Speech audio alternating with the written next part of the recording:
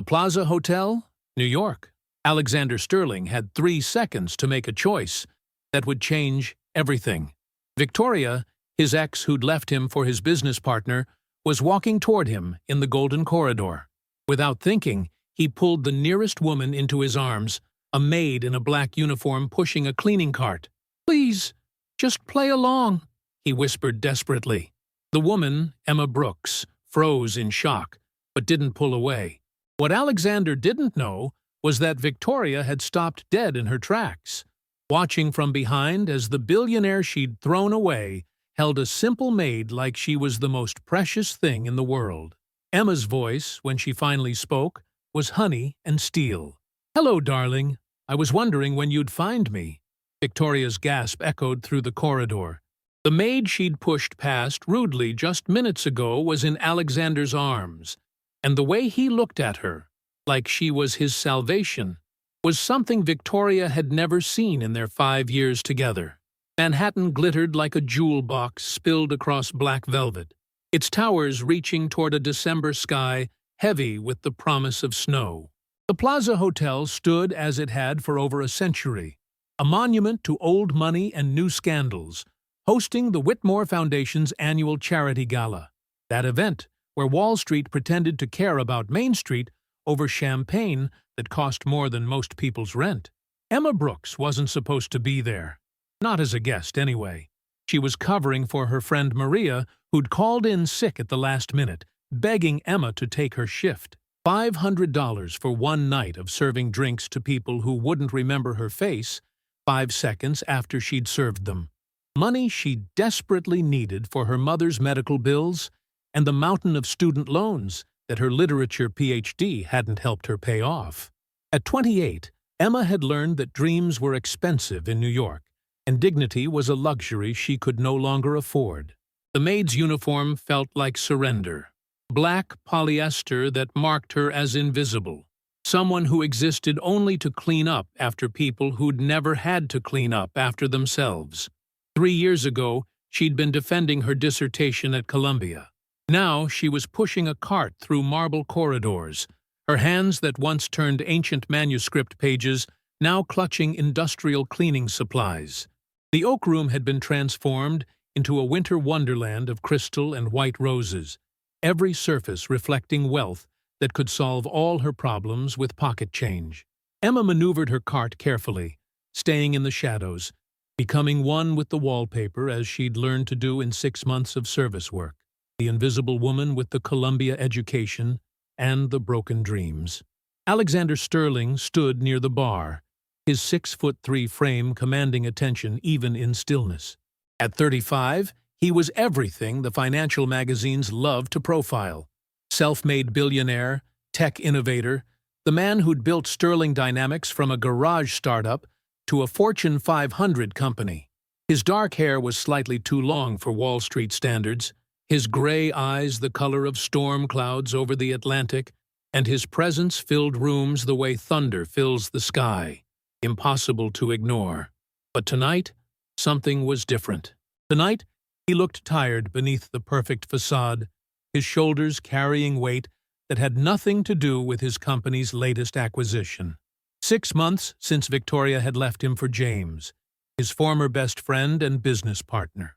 6 months since he'd found them in his bed, in his Tribeca penthouse, on what should have been his wedding day. The betrayal had made headlines. Sterling's heart of stone finally breaks, and he'd become Manhattan's most eligible bachelor by default, pursued by women who saw dollar signs where his heart used to be. Emma was refilling her cleaning supplies from her cart when she heard the voice that made her blood freeze. Victoria Ashford, in a dress that cost more than Emma's annual salary, her laugh tinkling like breaking glass as she moved through the crowd with James on her arm.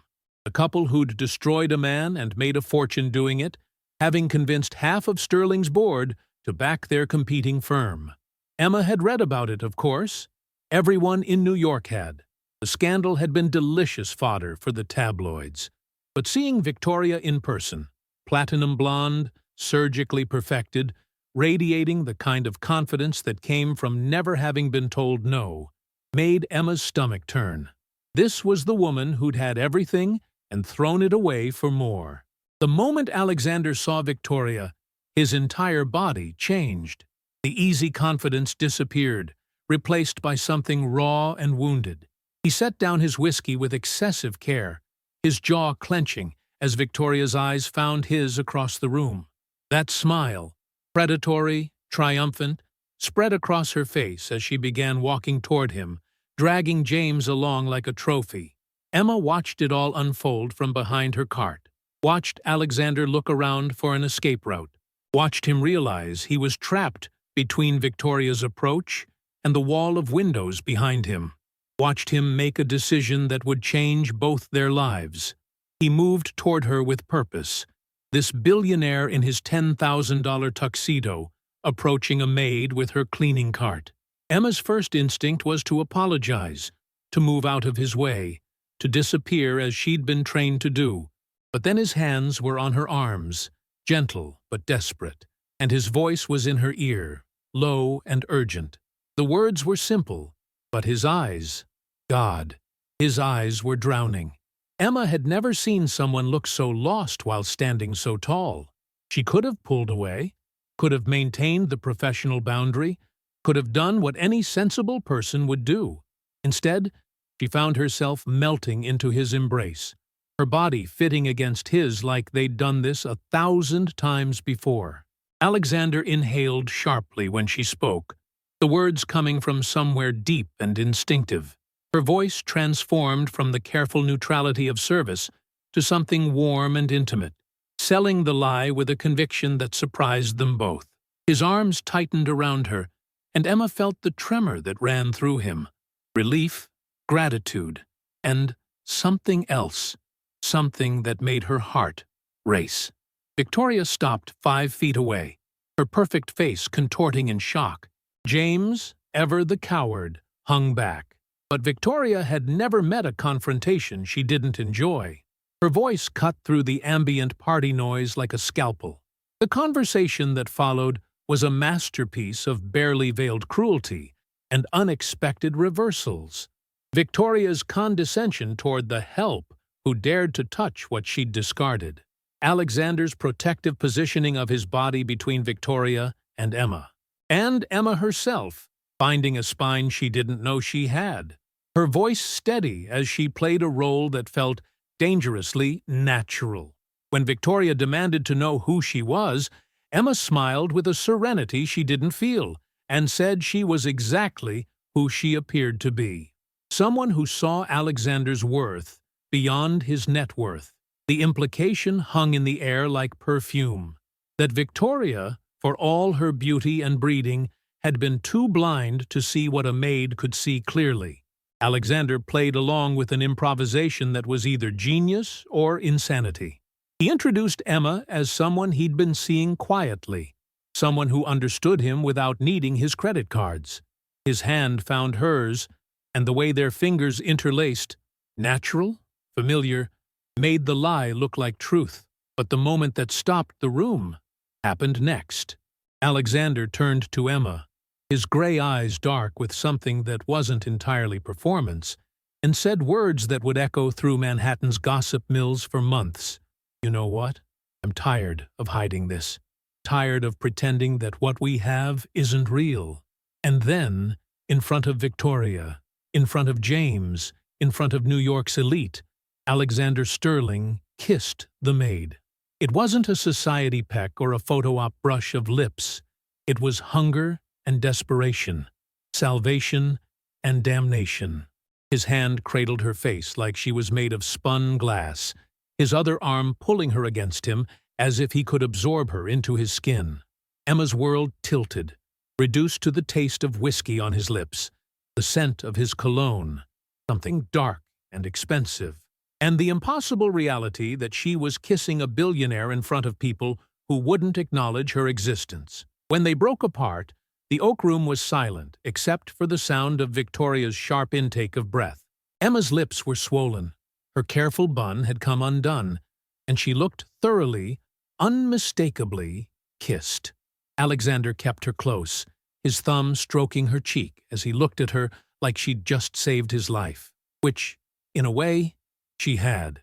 Victoria's face cycled through emotions like a slot machine. Shock, anger, disbelief, and finally, rage. She took a step forward, her manicured finger pointing at Emma like a weapon, but Alexander's voice stopped her cold. His words were quiet, but they carried the kind of power that built empires and destroyed them. He told Victoria that she'd made her choice when she'd chosen his money over his heart, that she'd traded authentic love for a calculated upgrade, and that now, looking at her, he was grateful she'd shown her true colors before they'd made the mistake of marrying. Then he turned to Emma, his expression softening in a way that made her knees weak, and asked if she'd like to leave. Not ordering, not assuming, asking, as if her consent mattered, as if she was a person, not just a prop in his revenge drama. Emma looked at Victoria's stunned face, at James shrinking behind her, at the room full of people who'd never seen her as human until this moment. Then she looked at Alexander, this broken billionaire who'd grabbed her like a lifeline and was now offering her something she couldn't quite name. She made her choice. Setting down her cleaning supplies with deliberate dignity, she took his offered arm. They walked through the oak room like royalty, every eye following them, whispers erupting in their wake. The Maid and the Billionaire, Cinderella in reverse. A story too impossible to be anything but true.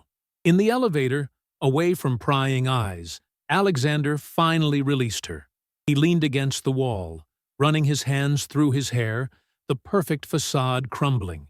When he looked at her, really looked at her for the first time, he saw not a maid, but a woman, with tired eyes and strong shoulders. Someone who'd clearly been carrying her own weight for too long. The apology he started to make died on his lips when Emma laughed, not mockingly, but with genuine, unexpected joy. She told him that was the most excitement she'd had in 3 years, that seeing Victoria's face had been worth whatever trouble this would cause. Then, more quietly, she thanked him for treating her like a person when he could have just used her like a prop. The elevator doors opened to the penthouse floor, his private suite that he kept for nights when he couldn't face the empty Tribeca apartment. Alexander hesitated, then made an offer that would change everything. Would she like to stay for a drink? To talk? To help him figure out what they'd just started? Emma knew she should say no. Should go back to her studio apartment in Queens, to her real life where billionaires didn't notice maids except to complain about streak marks on mirrors. But something in his eyes, loneliness that matched her own, a need that had nothing to do with money, made her nod. The penthouse was everything she'd expected, and nothing like it. Luxurious, yes, but also lived in, with books scattered on every surface and take-out containers that suggested he ate alone more often than not. Alexander poured 2 glasses of whiskey that probably cost more than her rent, and they sat on his leather couch like equals, like 2 people who'd just survived something together. The conversation that followed was perhaps the strangest and most honest either had ever had. Alexander told her about Victoria, about finding her with James, about how the betrayal had been less about love. Enjoying the story? Give it a little like, and don't forget to subscribe. Now then, let's carry on. And more about realizing he'd never been seen as anything more than a bank account with a pulse. Emma told him about her PhD, about dreams deferred by economic reality, about how she'd gone from analyzing Victorian literature to cleaning up after people who probably hadn't read a book since college. Somewhere around 2 in the morning, after the whiskey had loosened their tongues and the city had gone quiet below them, Alexander made his proposition. He needed someone to pose as his girlfriend for the next few months, someone who could help him navigate the social season without the vultures circling, someone real, someone who didn't want his money, someone who could look at him and see a person instead of a portfolio. In return, he'd pay off her student loans, cover her mother's medical bills, and give her enough to start over. Maybe open that rare bookstore she'd mentioned, the one she'd dreamed about before life had gotten in the way. A business arrangement, clean and simple. Emma should have been insulted, should have thrown the whiskey in his face and stormed out. Instead, she found herself considering it with the kind of practical calculation that poverty teaches you. Her mother needed treatment. The bills were drowning her, and her pride had already taken so many hits that one more wouldn't kill her. But she had conditions. No sex. This was a business arrangement, not an escort service. She'd continue working her regular job because she needed the routine, the normalcy. And when it was over, they'd part as friends. No mess, no drama, no broken hearts. Alexander agreed so quickly that Emma wondered if he'd been hoping for those exact terms. They shook hands like executives closing a deal, ignoring the electricity that passed between their touching palms, ignoring the way neither wanted to let go first. The next 2 months passed in a blur of carefully orchestrated appearances and unexpected intimacy. Alexander introduced Emma to his world gradually. A dinner here, a gallery opening there. He hired stylists who transformed her appearance, but somehow kept her essence, turning the invisible maid into someone who could stand beside him without looking like she was playing dress-up. But it was the private moments that began to blur the lines. Alexander showing up at the hospital where her mother was being treated, not for show, but because he genuinely wanted to know how she was doing. Emma finding first editions of Victorian novels on her doorstep, with notes in his handwriting, pointing out passages he thought she'd enjoy. Late-night texts that started about scheduling and devolved into debates about literature, philosophy, the meaning of happiness. Victoria watched it all from the sidelines, her fury growing with each gossip column that gushed about Alexander's mystery woman. She'd expected him to crumble without her, to come crawling back. Instead, he was thriving. And worse, he was doing it with someone so far beneath their social circle that it had to be a deliberate insult. The confrontation came at the Met Gala, New York's most exclusive event.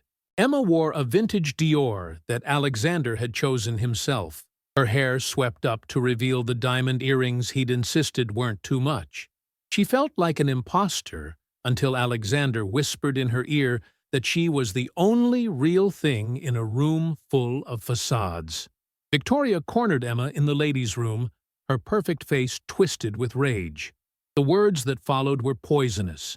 Gold digger, temporary entertainment, a joke that Alexander was playing on all of them.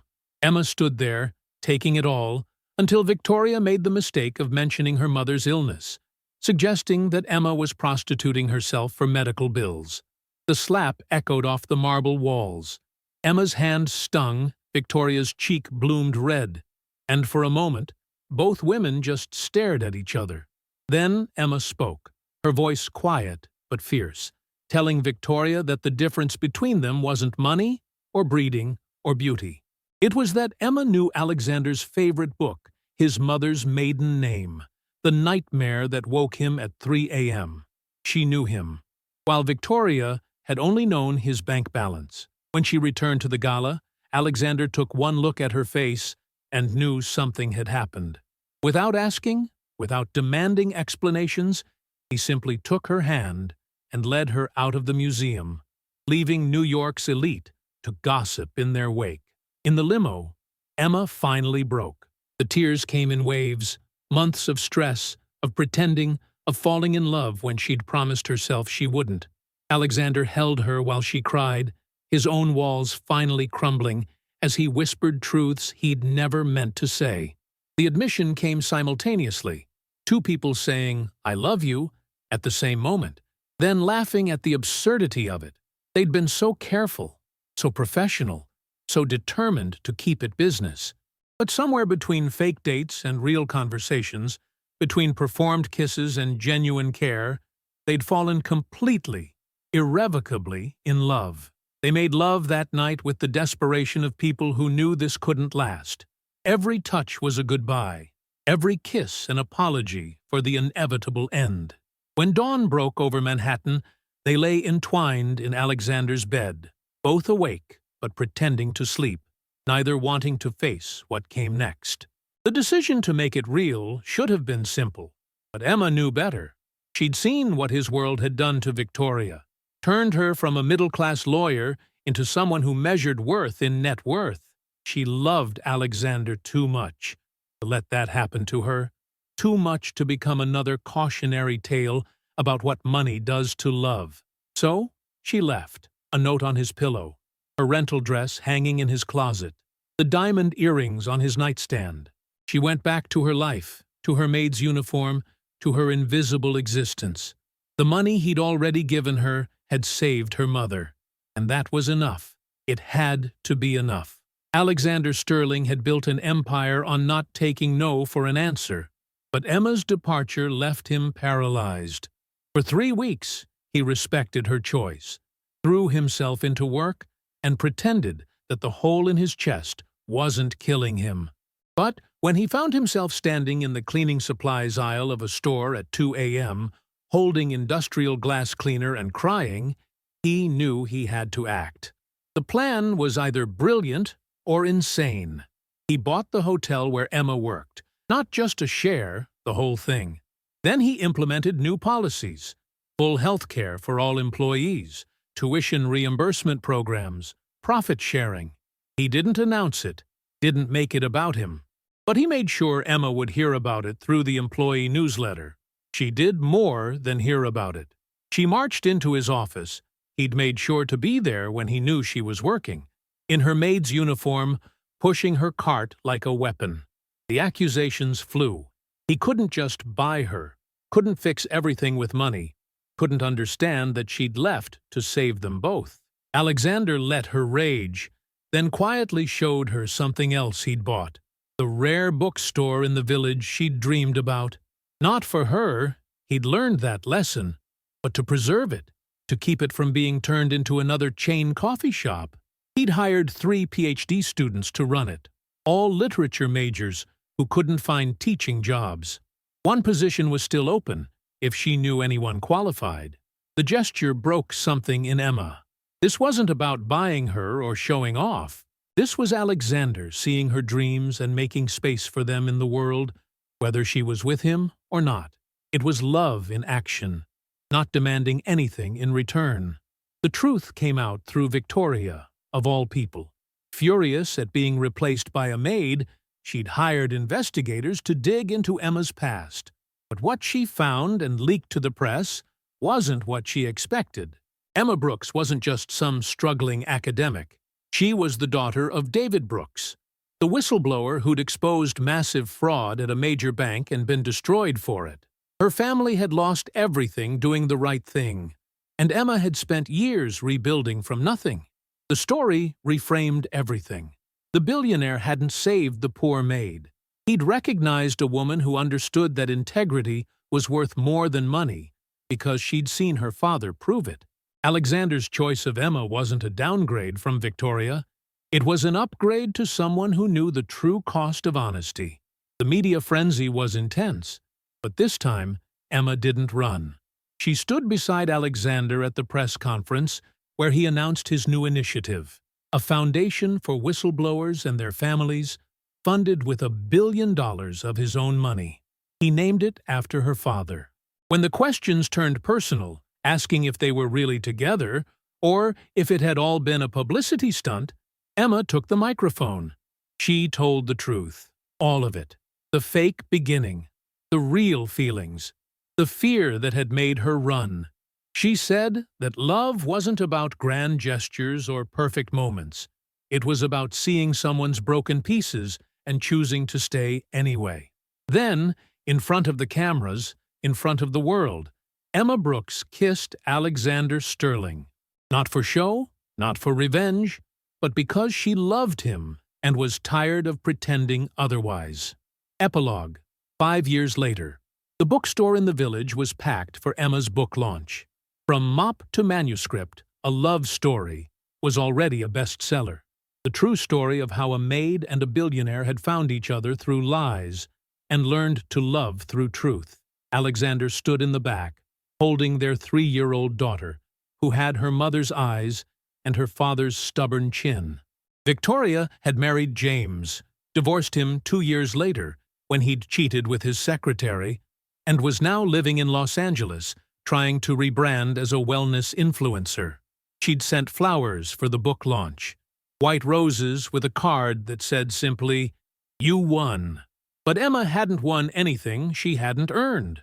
The bookstore was successful because she was brilliant at what she did. Her book was selling because she could write. Her marriage worked because both she and Alexander had learned that love wasn't about saving each other. It was about choosing each other every day, despite and because of their flaws. The hotel where they'd met had become famous for its employee programs.